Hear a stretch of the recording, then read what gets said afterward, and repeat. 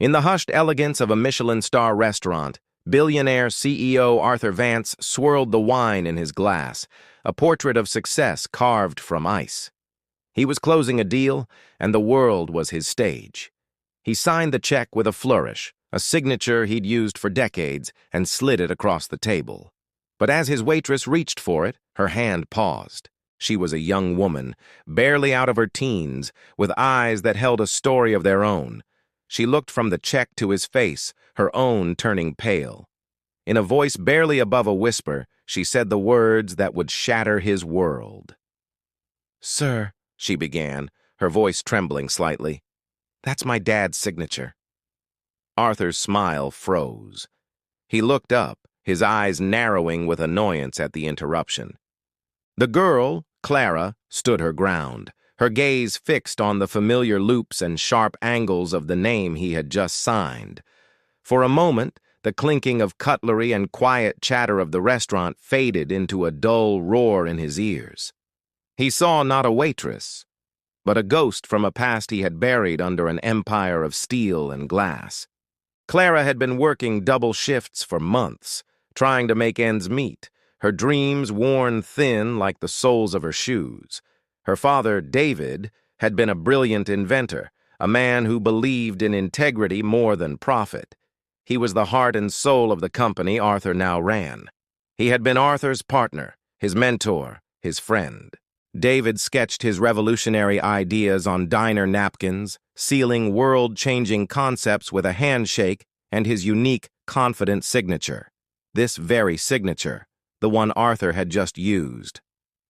Years ago, David had died in a sudden, tragic car accident. Shortly after, Arthur produced documents showing David had sold his shares for a fraction of their worth, supposedly having lost faith in their shared vision. It was a lie. Arthur, consumed by greed, had spent weeks perfecting a forgery of David's signature, stealing the company and the patents that were rightfully his partner's legacy. Over the years, through some twisted irony of muscle memory, Arthur's own signature had morphed into the very one he had stolen. "That's impossible!"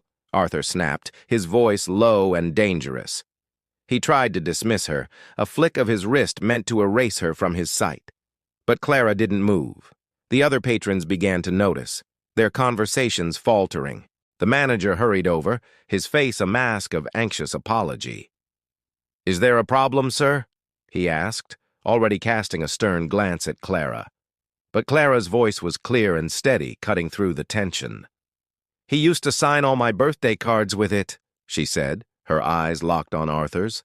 "I'd know it anywhere." She reached into her worn apron and pulled out a faded photograph, its edges softened with time. It showed a smiling man with his arm around a little girl. On the back, an inscription in familiar ink read, "To my star, with love, Dad." She held it out. Arthur stared at the photograph, at the loving words, at the signature that was a perfect mirror of the one on the check.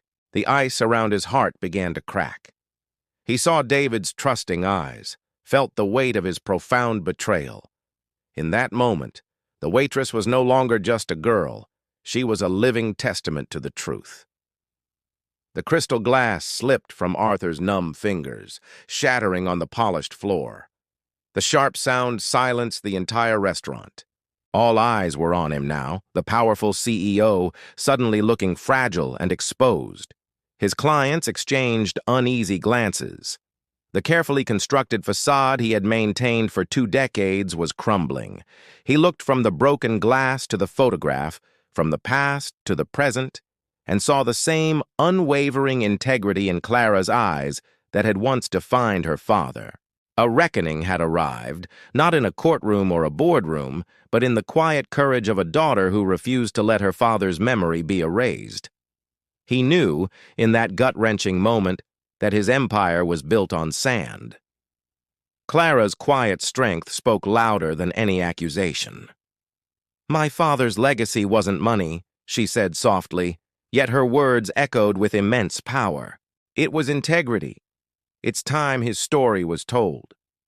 The next morning, Arthur Vance, the titan of industry, stood before a wall of cameras and confessed everything.